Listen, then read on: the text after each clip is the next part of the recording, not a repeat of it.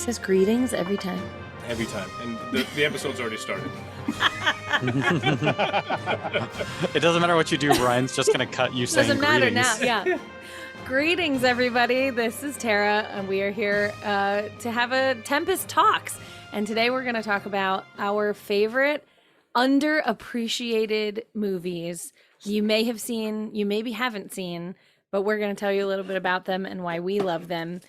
And I'm here with Travis and Matt and Ryan because poor Brian is ill. We were actually supposed to be recording an episode today. Yes. So Brian's delaying his own production schedule. Could you imagine Brian both coughing and sighing? Like, too much. One would lead into the other, I'm sure. It's too much, yeah. So we hope Brian gets well soon. And so who wants to kick it off with their favorite underrated movie? Well, so this topic was chosen by Ryan so that he could talk about one specific movie. So I think we should start there. All right. Okay. If you are a fan of the show and you've listened to Captain in the Arena, then you know what my answer already is. And it is the legitimate and totally serious cinematic masterpiece that is Reign of Fire. And the thing about Reign of Fire, I saw that movie by mistake. It wasn't by mistake. By mistake? No, but we went to go see. It wasn't First Contact, or maybe it was First Contact. I went to go see it with my dad and my little sister Caitlin, but we didn't like the movie we went to go see was sold out, and because it was the late 90s, you didn't know ahead of time if the movie was sold out until you got there, and we got there a little bit late and it was sold out. So then we ended up seeing Reign of Fire, and I walked out of that movie thinking the dragons were the greatest thing in the world. To this day, Tara and I in our home is completely not completely, but we have a lot of dragon decor. It's and true. we do love dragons, and like that movie defined the type of dragon that I'm attracted to in terms of like artwork and aesthetic. You know, there's the Chinese types of dragons, and then there's like the medieval type of dragons. But the kind of dragons that I am most drawn to when it comes to art depiction is directly influenced by that movie Reign of Fire. It's a great dragon design. Yeah, it is. It is. Yeah, and it's unique too. Yeah. Totally. It almost like the main dragon has almost a crown. Like its very head pointy. is almost a crown in of itself because it's the king of all monsters. Dragon. Oh wait, that's somebody else. Also, it's the reason why I choose to be bald. Oh yes. Yes. Yeah, it's a choice. You started losing your hair the day after you saw that movie. Yes. You're like, I got to start on this now. Yeah, that's correct. That's early commitment. But I still, so fun fact, as we record this, Cole was hanging out with Juliet, and they were trying to figure out what to watch. And he suggested, why don't we watch Reign of Fire? And Juliet was like, yeah, let's watch Reign of Fire. And I was then, Juliet texted me afterwards about how much Cole liked it. And so I started showing him all of my Van Zandt cosplay pieces, to which apparently it was a success. For those that do not know what Reign of Fire is, yes. do you want to describe the movie? We're assuming that there's a Venn diagram where people don't know what Reign of Fire is. Reign of Fire is a movie starring Matthew McConaughey and Christian Bale. And Gerard Butler. So already, if you're like, okay, a dragon movie, if you heard those three names and you're like, how have I not seen that, actually? I highly recommend it as well. When he forced me to watch this movie, because if this relationship was going to go anywhere, I was going to have to watch this movie. I enjoyed the hell out of it. And I was like, that was really fun. That's a great movie. It is about a small town that has gotten attacked by dragons over and over again, and they're just trying to survive the best that they can. Well, it's speaking a little bit more broadly. It's a post-apocalyptic. Oh, sure. Yeah. It opens up in London 2020, I believe. Actually, I think is the year that was that right? The dragons are out. The dragons. See, it was a metaphor for COVID before we knew what COVID was. So, and so dragons are the extinction event. Like that is the apocalyptic event. Is the appearance of the dragon. So the small town that Tara is referring to is after the fall of civilization. They are in Scotland, I believe.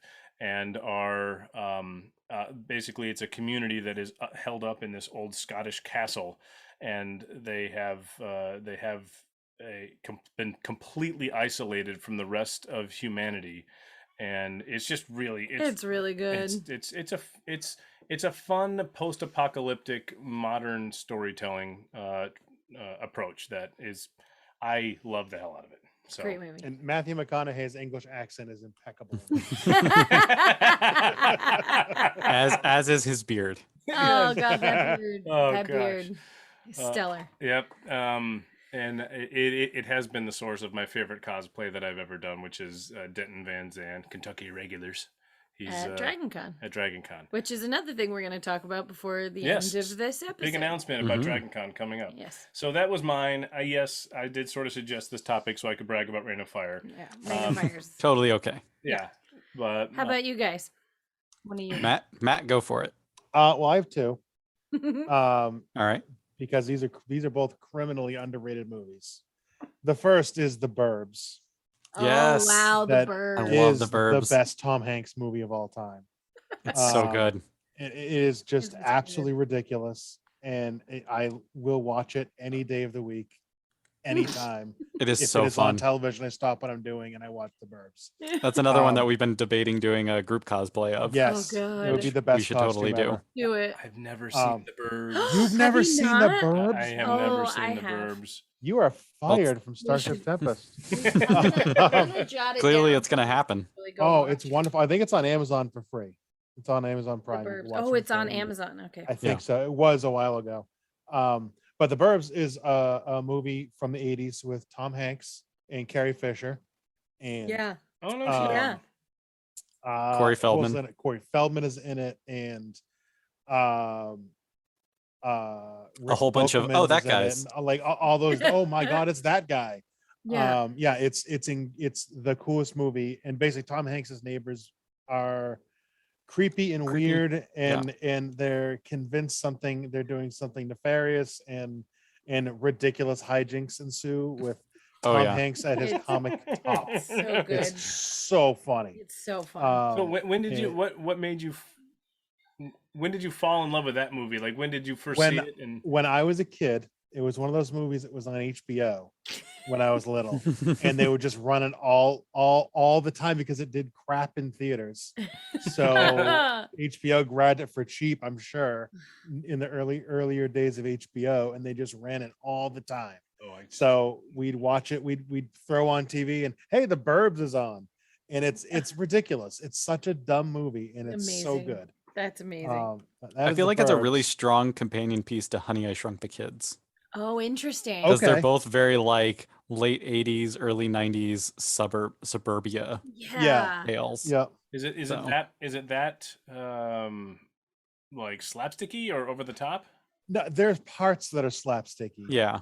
Okay. And it's just it's one of those ones you have to watch to fully understand Yeah. the insanity of The Burbs. Yeah. And Matt, can you up your levels a little bit? I can talk like Yeah, this. That's better. Is that better? A Okay. little bit, A little yeah. bit better, yeah. So All now right. that we couldn't hear your description of The Burbs, let's move on. Travis. No, he had two. He had two. Yeah, we'll do loops though, I think. Yeah. Yeah.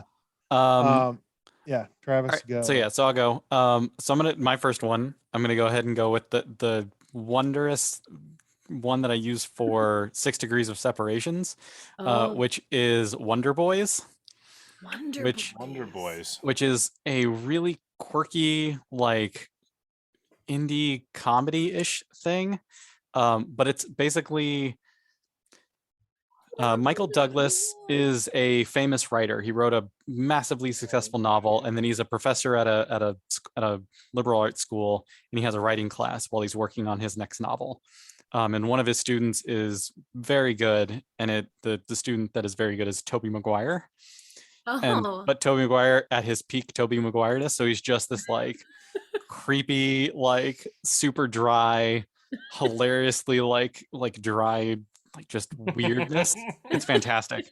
And like he hams it up in that sense, and it's great. But like everybody is in that movie. It is Michael Douglas is the main writer. Toby Maguire is the the prodigy student or whatever. The writing assistant or the teacher's assistant to Michael Douglas is Kate Hudson. Oh, Kate Hudson? No, Katie Holmes. Katie Katie Holmes. Holmes. Oh, Yeah. And then the publicist who's trying to get the new book out of Michael Douglas is Robert Downey Jr. oh, Rip Torn, I think, is in there at some point. Of course he is. There's Are a you quick serious? yeah, there's a random cameo of the janitor at the school, and it's Alan Tudyk. oh my gosh, what? Yeah, Wait. So it wasn't a cameo. It was just a bit part for Alan Tudyk. yeah, it's a bit part for Alan Tudyk. It was very early in his career. 'Cause Yeah. he was not cameo worthy back then. Yeah, fair. But yeah, it's fantastic. It's like Huh. it's very dry, but it's like, yeah, it's the whole thing is again, Robert Downey Jr. is trying to get this second book out of him, but he's sort of, it's not writer's block, it's the opposite. He can't make decisions as a writer, and so his second book currently during the story is at like 1,100 pages or something like that. And so he's just trying to figure it out, and just hijinks ensue because a whole bunch of other stuff. Yeah, I think Frances McDermott is in it as well. Oh my gosh. So Stop just naming random celebrities. They're not all in this, Travis. Yeah. they really are. That's the thing. The number of genre jumps I make on there. So, but it has one of my favorite gags of all time, which ties to the movie Tropic Thunder, Oh, ironically enough. Because in Wonder Boys, the producer flies in to try and like get this book from Michael Douglas, and just while all the hijinks are happening, he meets Tobey Maguire and tries to seduce him. And Oh. so, and like, that's hilarious in of itself, and it's like really fun in the movie and whatnot. It's not like an overly comedic movie. It's just like it happens, and like this thing happens.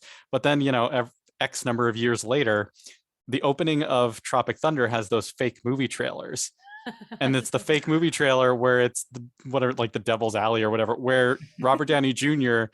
is a priest who gets seduced by Tobey Maguire, who's like a part of the thing. I've seen this trailer on YouTube. I haven't seen the movie, but I've seen this trailer. Yeah. So, well, no, it's not. It's a fake trailer that they made to try. No, and I know, but I've seen that clip from that movie. Yeah. That's And so funny. like it's this like weird thing that I have no idea if they meant to do this, but it's this weird callback of like it sort of references Wonder Boys for no reason that I don't know how many. When I saw that trailer, I was like, but that's Wonder Boys. And I'm sure there was maybe a handful of us in the world that had that thought. Wait a minute. That's fantastic. That's awesome. Wonder Boys, great, like random, really dry dark comedy to throw on. Fantastic. That's amazing. Tara. Me. Yours, my dear. I have three. Oh. Time. Okay, one at a time. Well, one is probably less obscure. But I jotted it down because Matt, you were saying it's on TV. It was on TV all the time, and you would stop and watch The Burbs whenever it was on. My movie like that was on all of the time, and whenever it was on, I would stop whatever I was doing and watch it. Is Death Becomes Her.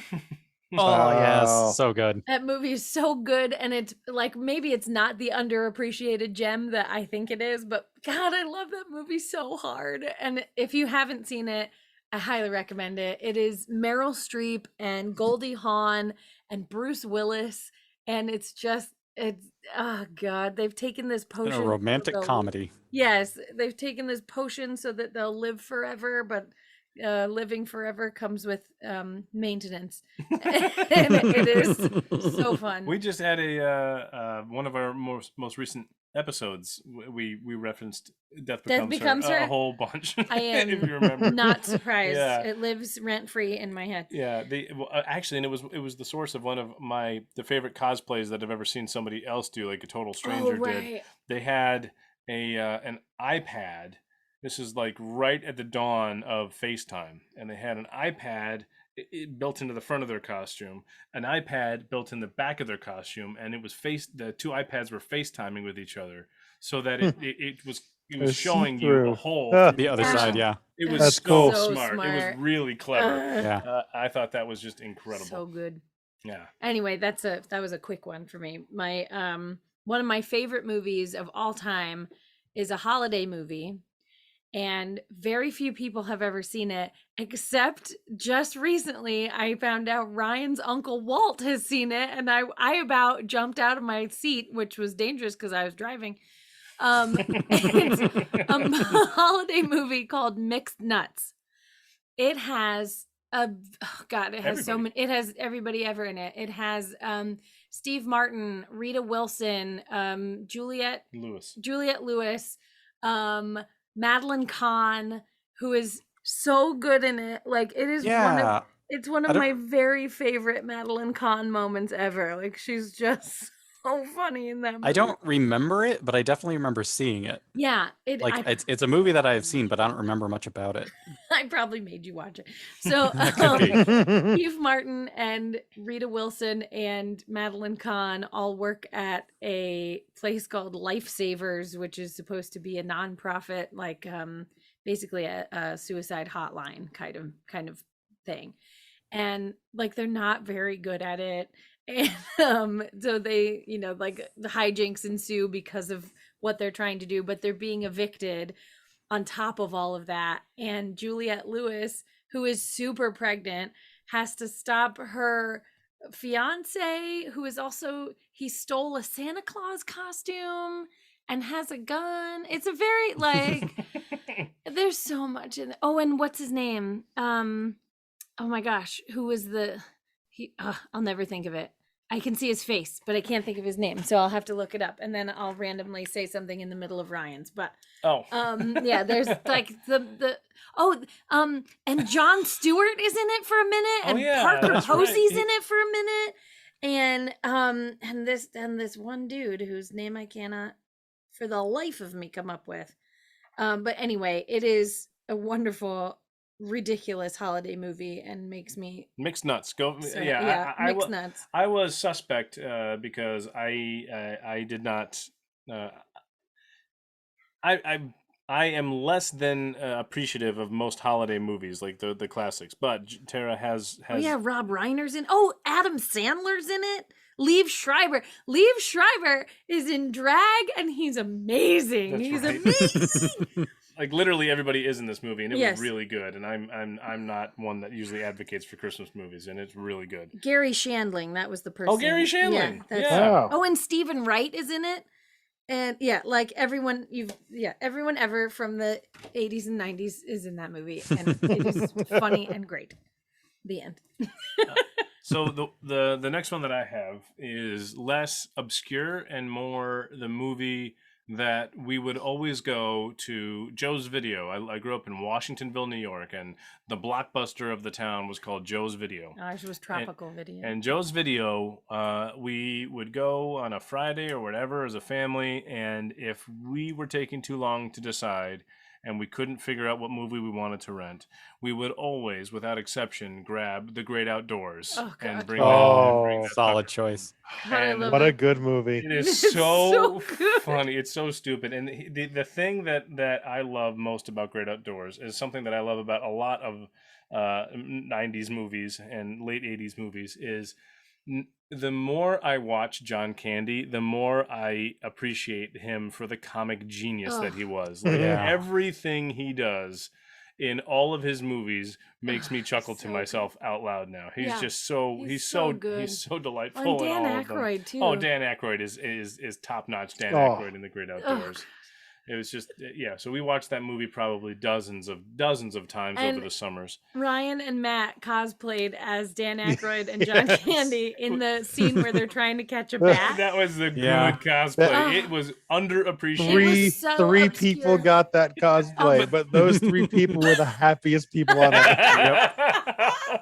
Yeah, that It's was the best. that was great. Oh man. Oh god.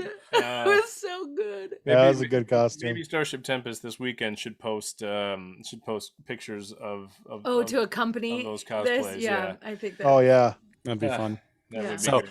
So the local video store in the tiny town in Arizona where I grew up was actually Aardvark Video. Aardvark. Yep. Is that so they would be first in the phone book? Yeah. It might have been, for all I Aardvark. know. So Yeah, we Yeah. had tropical video. We Yeah, had what- video Plaza was thunder. flying. Video Thunder? Ooh, video Yeah. That was the thunder. last in the phone book almost. Yeah. Yeah, Oh. The Great Outdoors is. So good. Matt, did you have another Amazing. one? I Matt, do have number another two. one, Yeah. and it's another John Candy, Oh, Dan Aykroyd collaboration yeah. called Nothing But Trouble. Oh God. Mhm. And We knew this Oh. one was coming. It's this so movie weird. is the result. It is This movie is madness. what happens when you give Dan Aykroyd as much money as he could possibly want to make a movie, And and cocaine. probably a lot of cocaine. And he comes up with Nothing But Trouble, in which he plays two characters: a 120-year-old creepy judge with a penis for a nose, and a 700-pound adult baby called Bobo with his twin brother, little double, who aren't allowed in the house. And John Candy plays himself and his mute twin sister.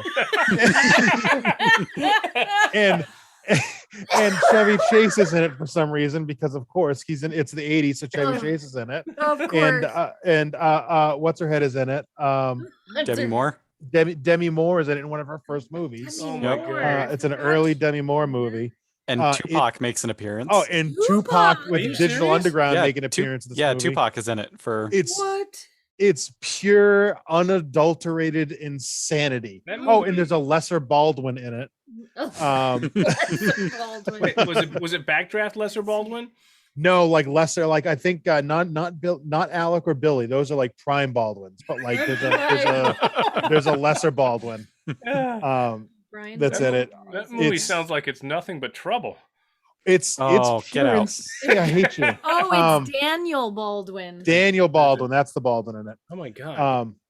But the movie is absolutely insane, and Dan Aykroyd poured his soul into this Oh my movie. God. Like everything in it is what he wanted. And every time the story goes, every time he asked the studio for more money, they said, yeah, sure, just do it, just whatever, because they were dealing with another movie that was so over budget and bloated that they were What year just was it? concentrating on this other movie. 1991. Was it Waterworld? No, was it wasn't 1991. Waterworld. It was a movie with Tom Hanks, actually. I can't remember what Tom movie it was. Oh. It didn't turn out well. Oh, that But was it was Apollo so- 10. Yes, Apollo 10. Yeah, it was they just kept giving him money for stuff like a roller coaster that purees people and spits out their bones at the end of it. I mean, it's just, of course, let's have this, or a train that has hot dog condiments. Like, yeah, let's do that. Cool, that's fine. Sounds it is. great. So Yeah. It it's reminds like me a little fever bit. dream. Yeah, it's like a fever dream of someone who from Rocky Horror. Yes, Like Yeah. if one of the characters from Rocky Horror had a fever dream, it would Yep, be nothing but it's- trouble. it's awesome. It is one of my all-time favorite movies. It is It's so something. dumb. Awful. That movie's Oh. crazy. I love it. Oof. Okay. Alrighty. I love them. So I love 80s and 90s movies. They're just Yeah. they're the pinnacle of right. cinematic achievement. So I'm gonna do two because one's really short. It's not super obscure, but like I just want to mention it because it was gonna be the one I talked about now until Matt went on his thing, and it made me think of another one I want to talk about instead. But the newer one was in 2019. It's called The Vast of Night.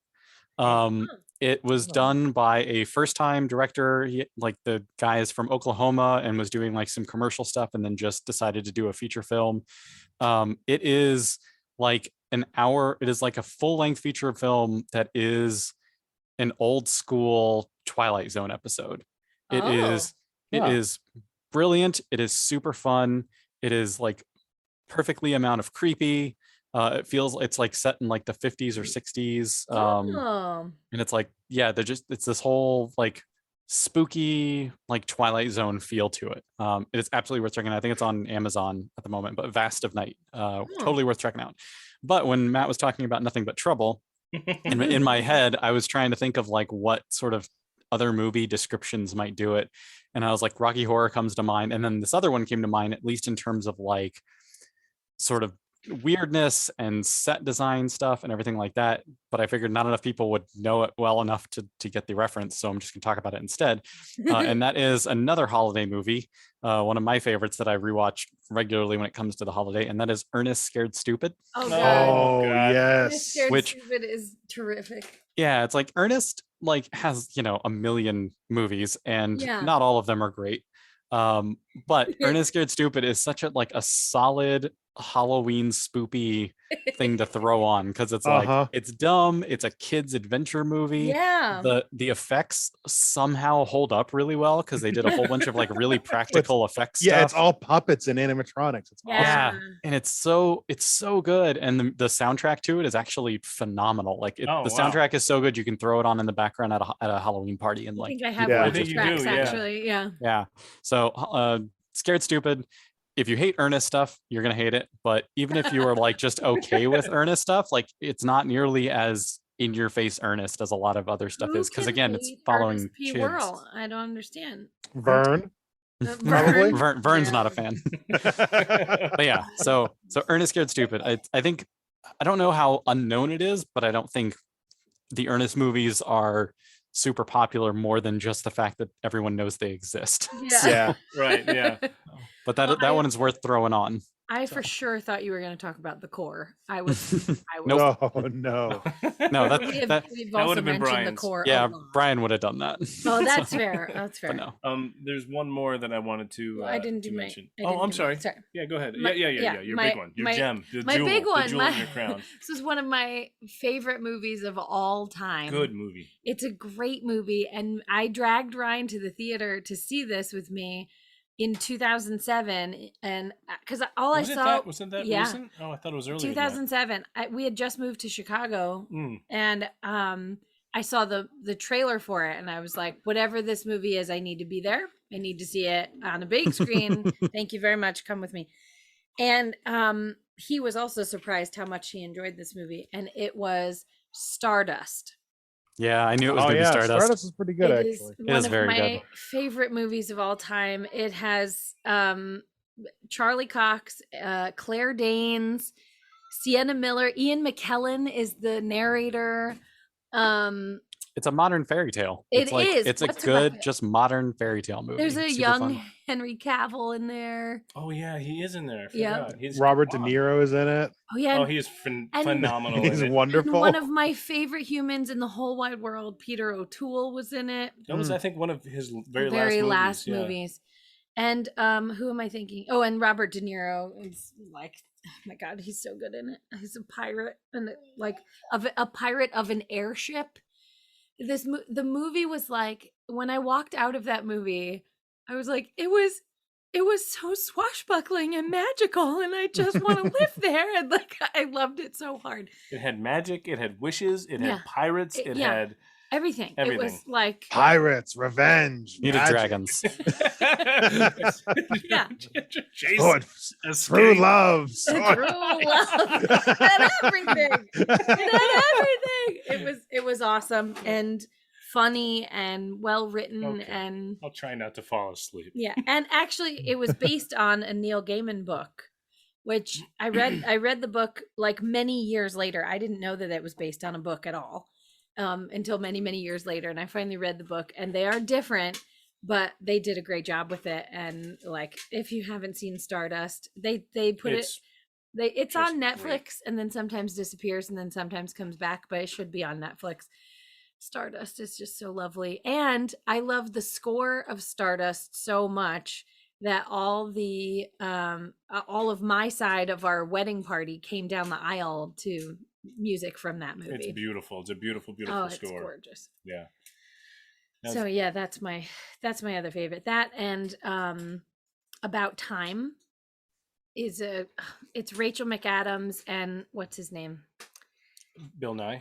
Bill Nye is in it, but Bill Nye, not Bill Bill Nye, the science guy. Yeah, not Bill Nye the science Bill guy. Nye, the Bill Brit. Nye. No, what's his name? It's a weird name, and his dad is Mad Eye Moody in real life. What is his name? Oh, Happy Eye Moody. Dominic Dominic Mole. Dom- He's Dominic Wait. Mulroney.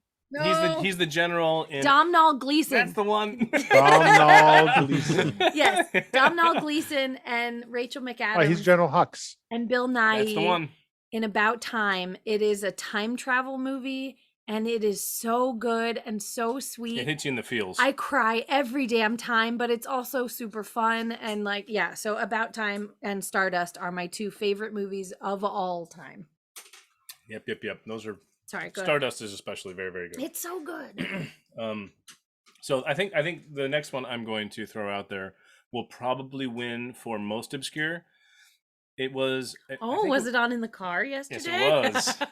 It was Challenge accepted. It was a 1982 made-for-TV cartoon by the same people, I think, who made like the Hobbit made-for-TV cartoons. You know, like Frodo and the Nine Fingers and the Ring of Doom. Yes, That's Ralph Bashki. It's the same. Oh, that's the guy. Yeah. Oh, it's the same style, and it's called Flight of Dragons. And Of course, it's dragons. Theme. Of course, yes. The whole theme. But there's something more to it that only hit me. So we were driving around doing a whole bunch of errands, and we have a DVD player in the car, and we have so few DVDs anymore that I threw that one on for the boys. And at first they're like, "No, I don't want to watch it," and blah blah blah. And then watch Cars. then they were captivated by it. Yeah. And something that it didn't occur to me until just the latest viewing while you were in Joanne's and I was in the car. At the end of the movie, the hero, his name's Peter, defeats mythos and myth and magic with science, and like it never really registered to me as a kid that would become like science would become a cornerstone of my own philosophical belief system. And the fact that like going back retroactively and listening to this scientist outwit an evil wizard was something that was really kind of profound to me in a weird way. Yeah. But cool. it's a really, I won't say it's great because it's kind of boring, but it's also It's one of super those slow. things that we used to watch all the time as kids. And if we ever get a really dumb, stupid, adorable bulldog, he's going to be named Gorbash, which is one of the dragons that is from that movie. Also, when we were first dating and he told me about this thing, I tracked it down for him. I had to go through like several libraries to find an old burned Oh, wow. copy. Yeah. So I found this movie for him and we're watching it and I was like, "Is that John Ritter?" And he's Yep. like, "Yeah, it is." I was like, "Okay." And he goes, "And who's that?" And I listened for 2 seconds. I'm like, "Is that James Earl Jones?" And it is. And the boys in the car yesterday, Harrison goes, No, "Is that?" I asked him. Oh yeah, you're like, "Whose voice is this?" And he goes, "Is that Darth Vader?" No, I'm fir- like, first first he he said said, the "Is that the Emperor?" And we're like, "No." No. Yeah. Close. Close. He's like, We "It's knew what right." you were thinking. Yeah. So good. Yeah. That's like a cornerstone of my life. So go out there and see Flight of Dragons. I mean, and by go out there, I mean go to your computer because that's probably the only place you can find it. Accurate. Does anybody else have any others?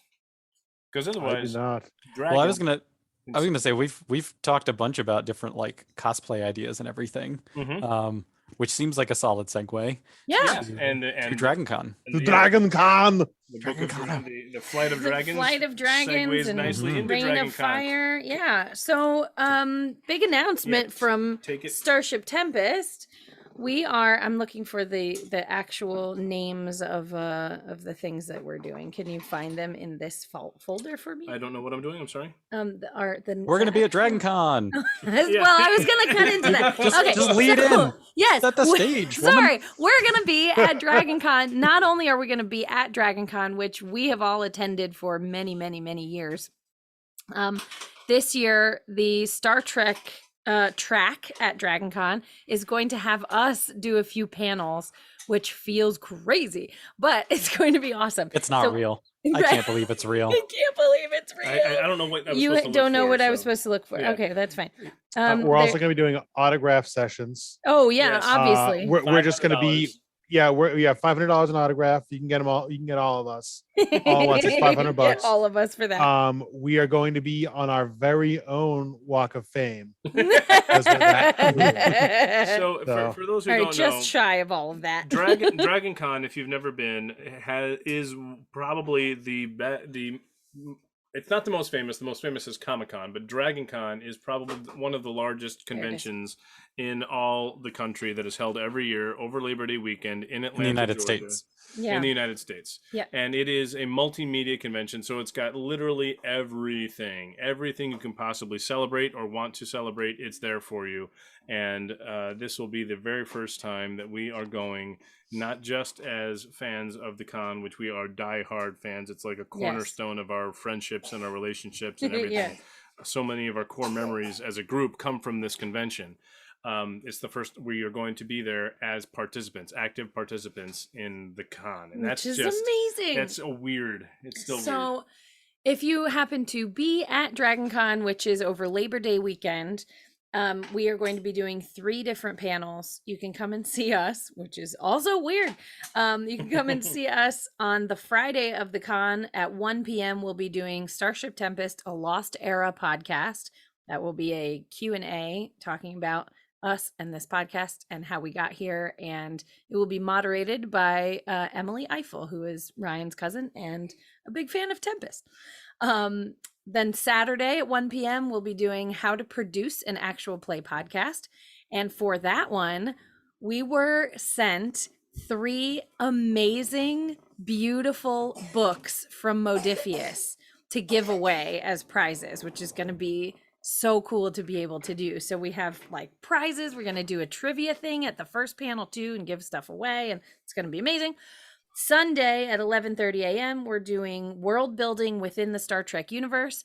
Brian is going to talk about Forever. He's going to talk forever. Brian is going to talk about world building and story building and playing in his favorite sandbox with his favorite friends.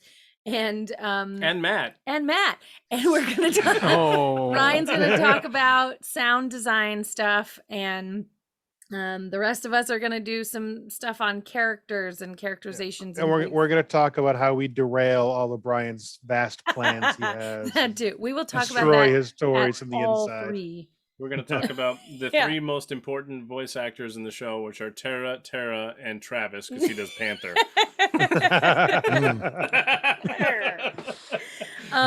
Yeah, and then we're gonna be on a couple other ones.